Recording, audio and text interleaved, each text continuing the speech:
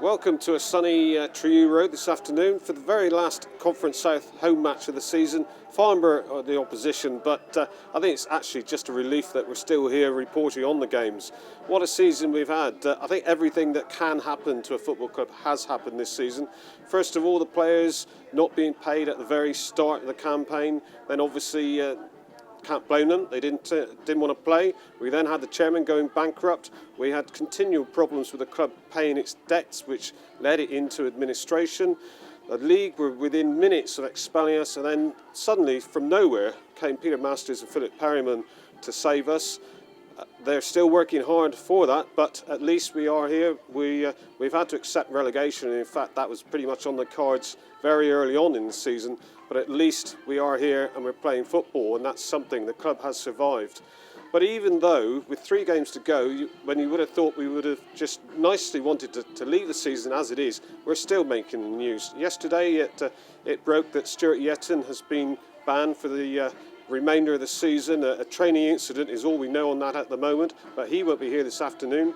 Also, we've got injuries. Ben Gehring is in hospital with a jaw problem. He's not here today, so the league somehow have agreed to allow the club to sign 2 new players. But even that is going to be left to the very last moment. We don't know yet whether they are going to be available. There's medical information and confirmation that's got to be sent to the league, and when I spoke to Ian Rennie, the secretary, not so long ago, it was very, very, very much in the cards that we don't know. It was the answers. So team news is that we do know Marcus Martin's suspended. He won't be playing today. We do know that Paul Kendall next week won't be playing because he's suspended. That's for the last game against Tunbridge Angels. But pretty much otherwise, it's the usual squad, apart from obviously Yetzi, who that ban might mean that we'll never see the goal-scoring hero for the present-day Truro City wearing a Truro City shirt again. But for the moment, the opposition, Farnborough, well, they arrive here today mid-table, pretty much going neither promotion nor relegation, so they'll be happy or content, I guess, about that. One thing, it's the last game on the road, so they'll be looking for a win. They lost last week at home to Sutton, 3-1, and of course they'll be wanting to erase that memory from last season when they came in midweek fixture and lost 8-2. Lovely conditions for playing football. That's Truro City against Farnborough. Yeah, appearing films is great for me, especially because I can manage to watch all the games and watch all the mistakes and all the great goals that we score and play. So yeah, appearing films are great.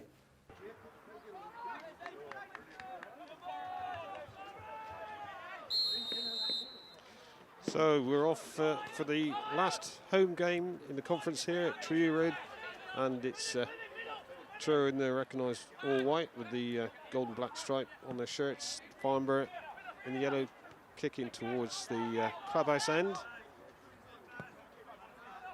Plenty of sunshine. Let's hope we see plenty of goals. Last time this fixture was an 8-2 win to Truro City, and well, Steve Massey sitting alongside me summarising this afternoon. Am I being greedy expecting that? Well, we can always hope, David, can't we? I actually was at that game, the 8-2 game. It was an evening game, I think I remember. And even in the first 20-odd minutes or so, you thought, no, it's not going to be an 8-er. But everything went right for Truro. And let's hope the same again, eh? Let's hope so. Of course, Truro having to make 3 changes from the lineup from that win at Hornchurch. James Washburn is in at number 2 as one of those changes. Matt Wright is in here. He's on goal. Looks to shoot and into the corner of the net. 70 seconds. Truro City 1-0 up. Matt Wright.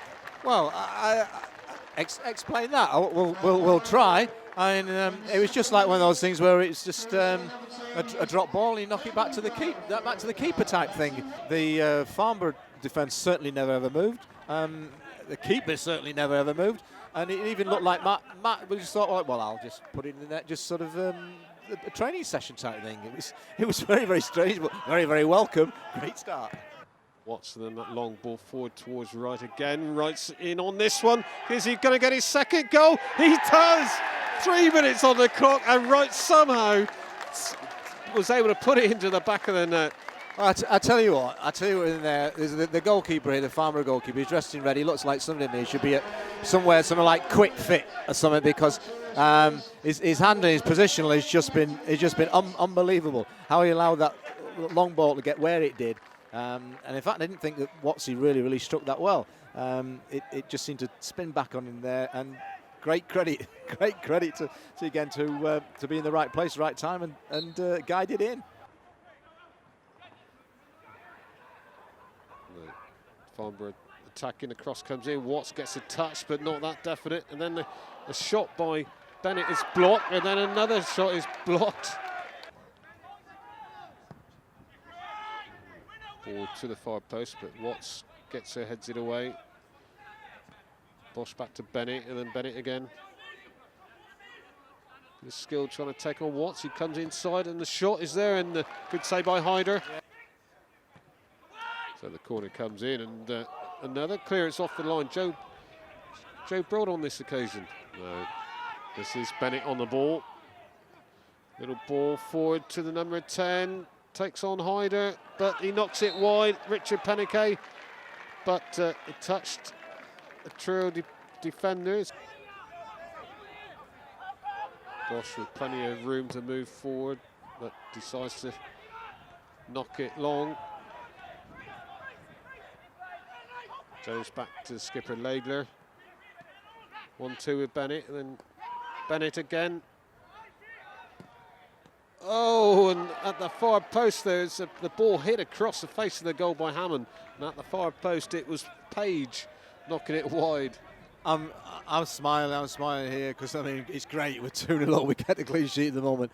And anybody looking back on this at the moment and thinking, how on earth have we still kept a clean sheet? I don't know, but again, the little guy, the little wizard is involved in it. His little peg, little left foot.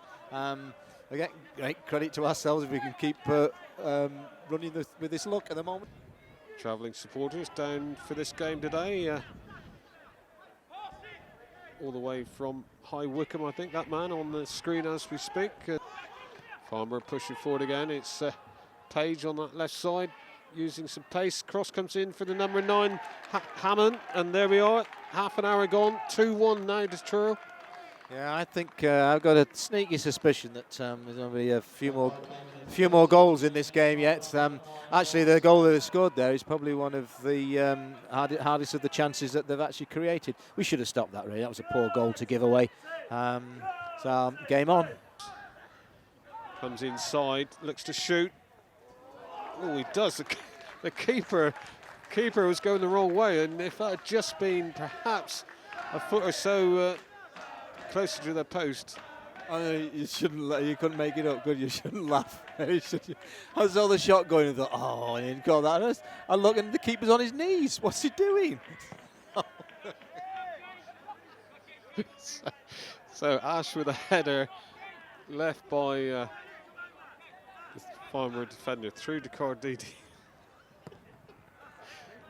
And that kick by Cardini, not all that effective as Huggins has to come back and clears it away. Truro City supporters, Hodges' white and gold army is the shout, as trying to perhaps pick up City's players for the moment. Bennett on the ball, into Panique with a shot, and there we are, 2-2, 38 minutes on the clock, and game all square. And I don't think we're too surprised, really, Steve. No, unfortunately, no. And we contribute to our own downfall. We've gone 2 up in 4 minutes, and we should have been absolutely fine. They then had 10 minutes or so of looking like a team that's literally just been patched together and brought here, including a goalkeeper that's quite clearly not a goalkeeper. And we've just sat back and allowed them to come at us.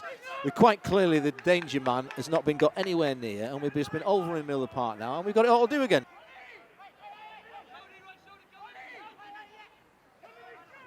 Kopp trying all he can to make sure Bennett didn't get away from him. He wanted his shirt as a souvenir, and he thought, no, I'll have his shorts as well. Yeah, quite right, it was a free kick. Taken by Bennett, run by the substitute, and Les Affle was in there, came off Truro's number 11. Corner comes in, and it's Watts must have hit the post. Watts was on the post. Wow, was that, I thought it hit Martin Watsey on the post, but maybe if it did hit the post, and there, what fantastic judgment.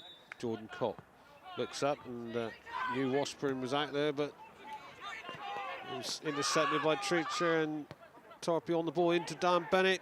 Oh, and Hyder got enough to it, and Ash heads it over the crossbar.